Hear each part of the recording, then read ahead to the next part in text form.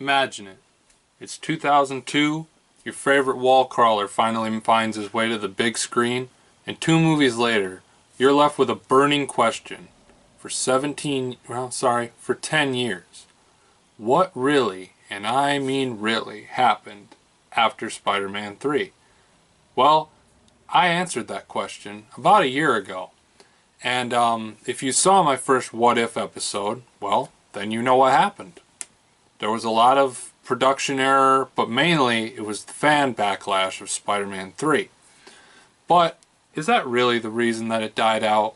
Well, this may be the cause of studio interference. Now, I know what you're thinking. You think that studio interference made Fantastic Four the way it is. And is that true? Absolutely.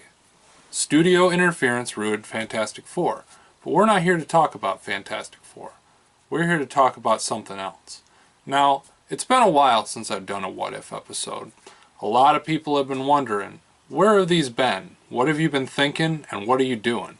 Well, I'm bringing the series back. Well, I was going to anyway. There were a lot of delays, and I was trying to find a lot of information, doing some investigative journalism, as you might know. And finally, I found what I needed. The perfect thing to talk about after talking about Spider-Man 4. We're not going forward to Spider-Man 5 and 6, which I said were talked about in the rooms of Sam Raimi and all that. We're going to talk about, well, what else? Spider-Man 3.1. Now, Spider-Man 3.1 has been one of those movies that people have thought it's been a myth over the past couple of years. It's been nothing but hearsay and talked about. But Sam Raimi did let on that there were scenes that were cut from Spider-Man 3. Well, the thing is, a lot of people hate Spider-Man 3. And I bet a lot of people are wondering, Kyle, do you hate Spider-Man 3? Well, as a kid I did like it because blindly anything with Spider-Man in it I'd watch it to its full content. And I loved it. I'll tell you, my dad loved it too. But after a couple of years of people telling me, well, take a second look at this, or take another look at this, I have. And I've come to the conclusion that I can't make a conclusion.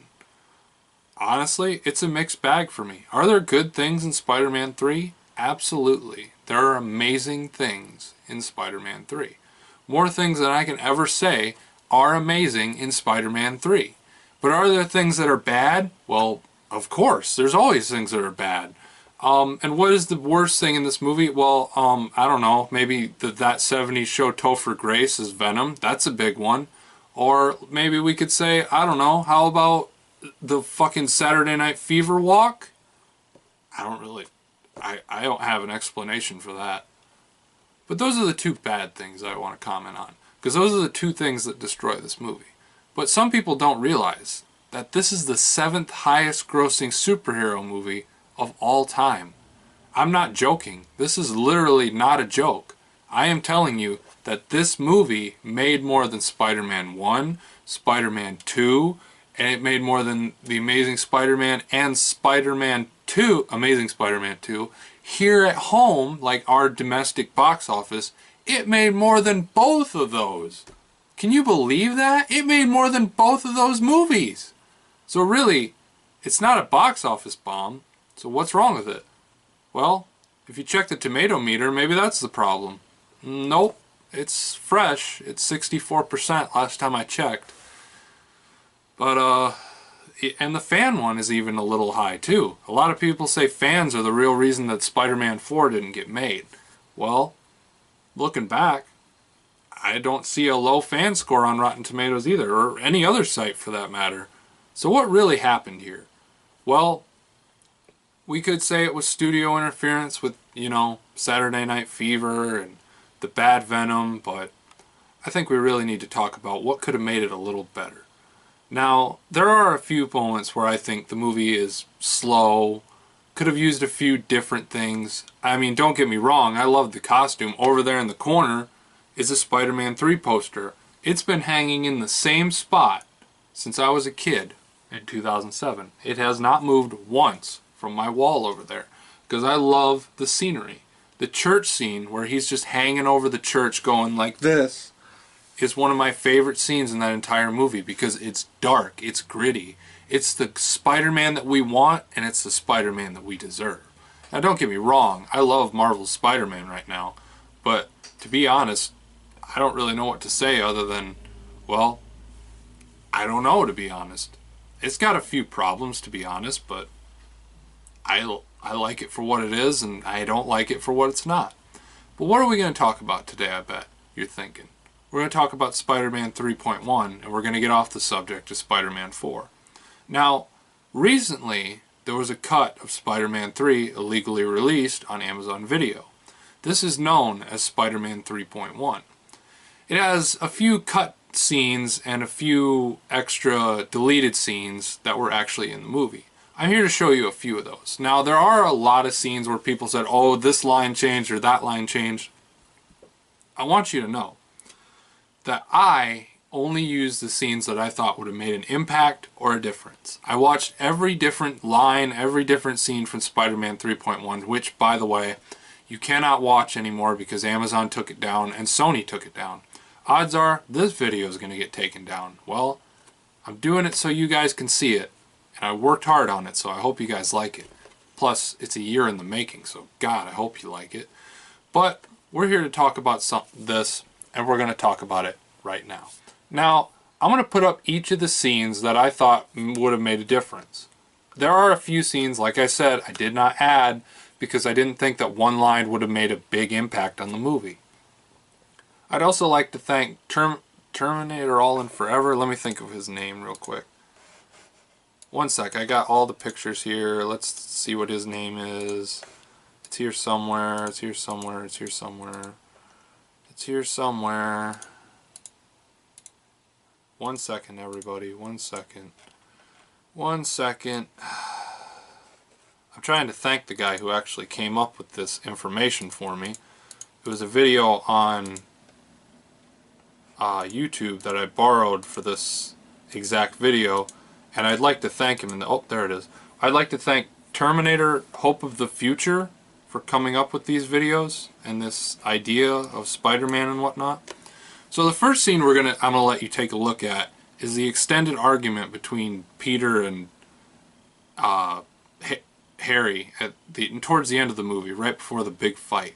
Now, I want to point out before I even show these clips, the quality is bad, and I don't own any rights to these. The rights of these belong to Columbia Pictures, Sony, and the Marvel Cinematic Universe, or Marvel, or whatever. Everything on this video I don't own, and I'm going to put this below, because I cannot stress to you enough, I do not own the rights to these clips, this information, or anything of it. So if this video gets deleted, I gave them fair warning that this has nothing to do with anything from my channel. Everything I found was from independent sources and independent videos that were still active on YouTube at the time of me grabbing them up. Now, let's look at the scene and see what we think. Deserve my help. Harry, she needs us.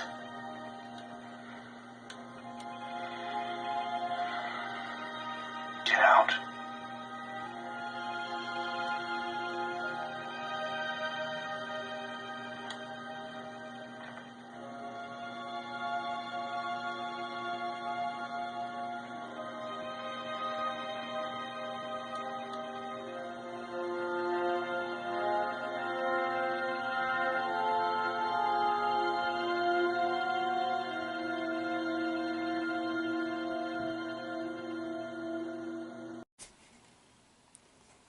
Alright, now that that scene's done, I honestly can say that this would have made more of an emotional impact on the movie. Honestly, I don't really have anything to say other than that. It's one of those simple, hey, there you go kind of videos where you could have left it out, you could have put it in, it really didn't matter. It's like one of those moments where it's just a few extra seconds, and I actually did time it. It is just like maybe 10 seconds longer in the movie, but I think this one could have been added in. Now, as for the next one, this is just an extra swing scene. Now, the swing scene actually does kind of look interesting, cooler, kind of shows Peter's attitude change and the drain of life from him from wearing the black suit. And this scene takes place sometime split. It's hard to tell where it came from, but basically what I can tell you, it's sometime. It's hard to explain because there are switch scenes, and since I haven't seen the full 3.1, I can't really tell you where it came from. As far as I know, this beginning of this scene starts at the beginning of them bringing a retraction to the Daily Bugle and ends with them and Harry and Peter ending up at the cafe. Just take a look at this scene. I haven't printed a retraction in 20 years.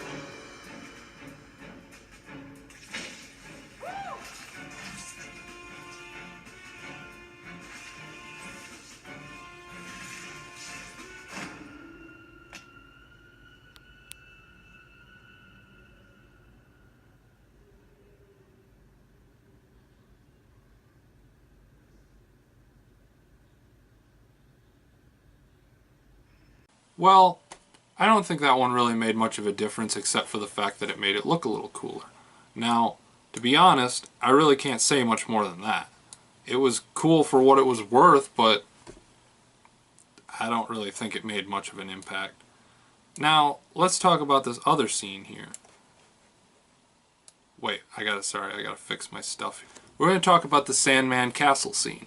The Sandman Castle scene is an extra scene in which Penny and her mom are at the park, and her mom warns her not to get her hopes up that her dad is reformed. Now, watch this scene and tell me that it doesn't belong in the movie. Honey, look at me. I know your father's made promises to you, but sometimes he makes promises that he can't always keep. I don't know, something always seems to get in his way, I guess. I just don't want you to get your hopes up. He'll only break your heart. Go get your things, okay?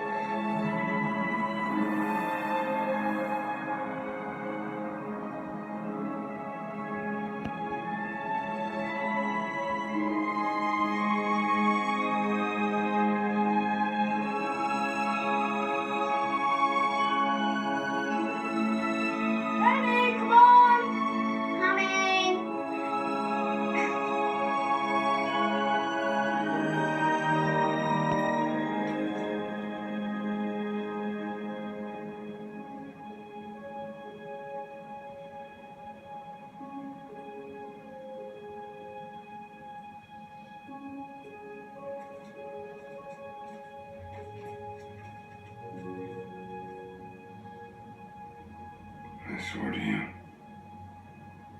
you won't stop me again. See, that's another one where it's more of an emotional standpoint.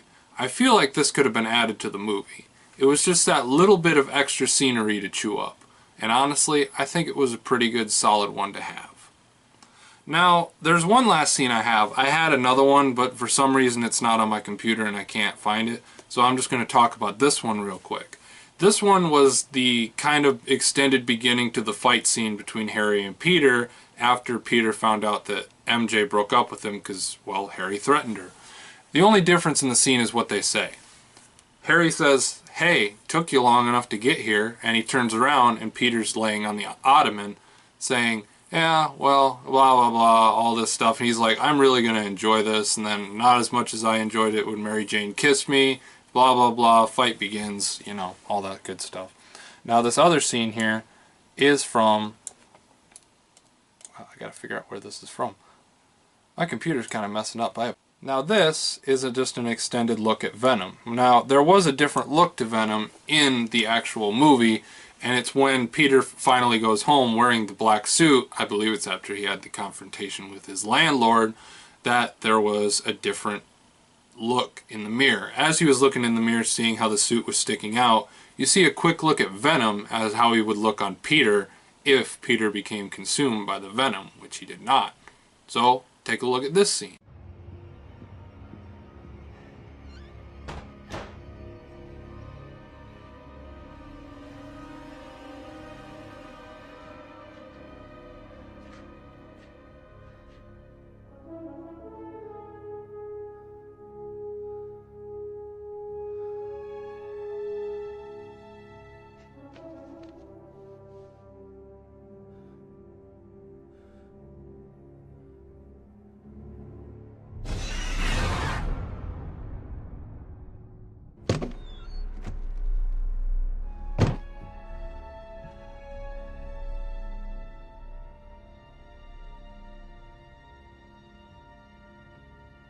Well, I feel that that scene could have been added. Wouldn't really add much spice to the movie, but I feel like it could have been done. I mean, why the hell not? Most of these scenes, to be honest, could be done either way. It wouldn't really make a difference either way. But I feel like most of them have not much to anything of a value here. Now, we're going to talk about a few other scenes, and I want to be honest here and say that the film itself is actually... Oh, sorry. I lost track of my scenes and they're killing me here. So this scene takes place at the beginning of the movie. This is a picture from the YouTube video that I found. The scene itself is just Peter walking down the street during his monologue scene where he sees a kid slowly swinging on a rope. It says, and I quote here from the lines itself, something about, let me see here. Basically, there was a mom watching a kid who was dressed up as Spider-Man and he's hanging on a rope from a tree. Peter would have gotten over there, but she got to him first. And the mom says, "There's no more climbing up there, you're not Spider-Man." The boy retorts, I believe, "Am too," and then gives a definitive I can't read today. Declaration. He starts right back towards the tree and the mother lets out a long sigh of infinite patience. And a smiling Peter turns away with the confident kid safely in good hands. Now, to be honest, I don't really know what to think about that. It's just another one of those tidbit scenes where you could take it or leave it. I don't really see a difference between this.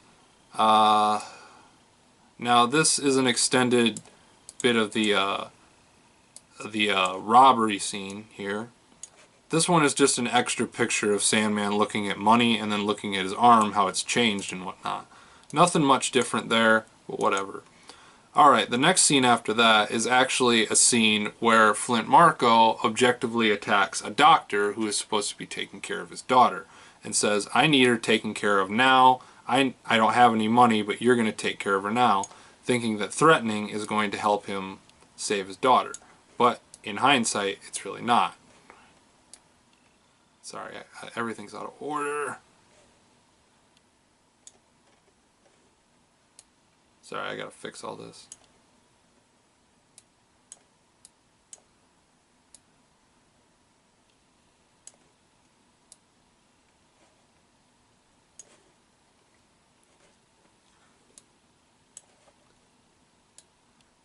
There we go. Basically what's said is the doctor, whose name is Phil Wallace, who's also a molecular... Oh, I'm sorry. It's the molecular biologist who accidentally changed him into Sandman, asking if there's a cure.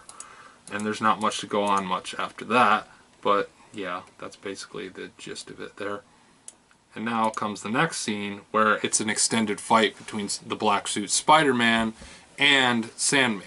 There's not much to see here other than there's a few different fight scenes, one of which where Spider-Man is swinging some sort of weapon at Sandman. And, well, there's an extra couple shots of Spider-Man hitting him, and then Sandman kind of reaching his hand out more, trying to survive the water, and we all know how that goes. We don't need to talk about that. Now, this one is actually a little funny to me. This one is about Jameson and his chimes, and I'm not going to read this one out. If you want to stop this video at any point and read the lines or the production sketches, feel free. But basically what I have to say about this is definitely, well, it's in part of the deleted scenes. Believe it or not, it is actually in part of the deleted scenes.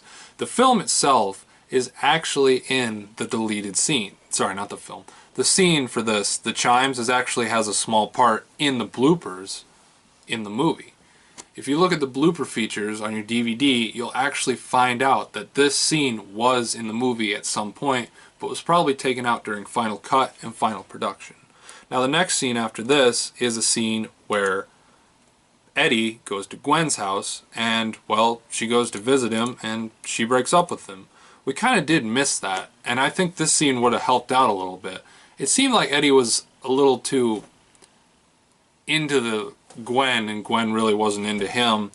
And can you blame her? He's kind of a creep and a bad Venom, but if you want to read their breakup, it's all right here. It's actually quite the long scene, so you should probably put it in.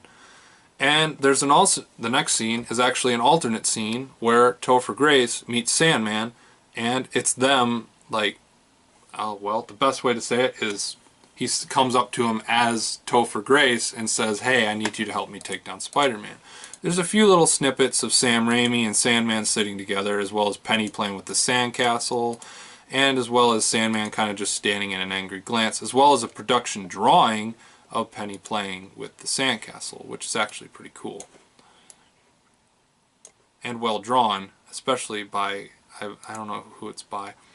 Alright, this next scene is actually kind of I took part of the video to kind of explain what this was about. Well, let me try and break it down for you. I will read this one. A shot of MJ is missing from the theatrical cut alongside a shot with the symbiote reattaching to Peter. There's also a scene cut where Dr. Wallace sees Flint Marco's family to talk about Sandman. After this, just as Sandman is about to kill Spider-Man, Marco's family and the doctor convince Flint not to kill Spider-Man and tell Flint that Penny can't be cured of her disease. Then Flint explains Uncle Ben's death, also in the novelization. Gwen comes to the final battle after noticing Eddie on TV as Venom. Now, what I want to talk to you about this scene is, well, there's just a picture of MJ hanging in the web, a creepy looking picture of Toby being attacked by the symbiote. It almost looks like it's trying to rip out its eyes. There's a kind of a toy from Spider-Man 3 that kind of shows what it was supposed to look like. Don't really know how to do that. Thanks for Midtown Comics for providing that. And there's a scene where Spider-Man is literally almost dead on the ground. I'm guessing this takes place after Venom dies, and maybe Flint Marco gets like a call or something, or maybe they come up there. And I think this would have definitely added to the emotional tone of the film. As you can see, that's why you see the kind of mace that he had. He was literally about to beat the living fuck out of Spider-Man. And I think this would have been great in the movie because it would have added more to the emotional tone of the end of the movie, which would have made the movie a little better. A little longer, but a little better. Alright, what do we have next here? We got to talk about... Oh, we're talking about where Peter tries to enter Oscorp at some point. Now, we're going to talk... Oh, well, maybe not. Basically, nothing is really known about this scene except for, and I'll read this one because I'm feeling generous right now. At Sam's prompting, he calls action, a scene from Toby trying to get past the Oscorp receptionist, played by talented actor Martha Milan. Matt also did a fine job clapping the slate before this take. There's really not very much to talk about in this. Maybe it's like when they actually wanted to, like, you know, talk a bit about, or where he wanted to maybe apologize, you know, to Harry for killing his dad, even though there's really not much to talk about on that. Where did all my scenes go? Okay, well, for second to last here, we're going to talk about something that I really have a problem with. Oh wait, nope. Sorry, my scenes got all kind of fucked up here. So there's a scene, oh well, a snippet of where Peter's suit is actually being tested by the production designers. Well, what I got to say about this is really not much to say at all, except the fact that it looks badass. Why didn't they go with the suit? Well, as I said in my Spider-Man 4 video, the suit was, to Sam Raimi, looked too much like something that would be in porn because it was latex rubber. But you gotta admit, it looked pretty badass, and there's Sam Raimi and the costume designer looking at it. But there's one last thing I want to talk about, and it's probably one of the most important things I need to talk about. It is, and I quote, the final scene that was supposed to be in Spider-Man 3. Now, this scene has an importance to me. This scene has an importance to me. I feel like this scene should have been in the movie all along. Because every movie ended with Spider-Man just swinging by, but this one, it didn't. And I feel like maybe Spider-Man swinging off into the sunset probably would have brought some closure to me, that I didn't really need to see Spider-Man or anything. And, you know, to be honest, I really just wish that that was the case. I really do. To be honest, it's a hard process to go through. It really is. Not knowing kind of what happened near the end of this film franchise has kind of haunted me for a few years. So I'm really glad I finally got to bring this closure to Spider-Man 3.1. But now the final question is, all the scenes I've seen for Spider-Man 3.1 and all the ones I think should be added into Spider-Man 3, do I think it really makes a difference? Yes, I do think it makes a difference. I think if a few of these scenes were thrown into Spider-Man 3, I really think that the tone of the tone of the film may have changed at least a little bit. It maybe would have helped it out and maybe gotten Spider-Man 4. This is just a mystery that we'll never know. Will the film ever come to fruition? Maybe on DVD? Maybe we'll see more deleted scenes? Well, it's entirely up to the studio. Now that we've seen Spider-Man 3.1 and all its blurry goodness on Amazon Video, well, now we will never know. Unless the studio finally decides to release Spider-Man 3.1, we'll never know the difference of what this movie would have been like. Thanks for tuning in to What If. I'll see you guys next time with a brand new What If episode. Bye, guys.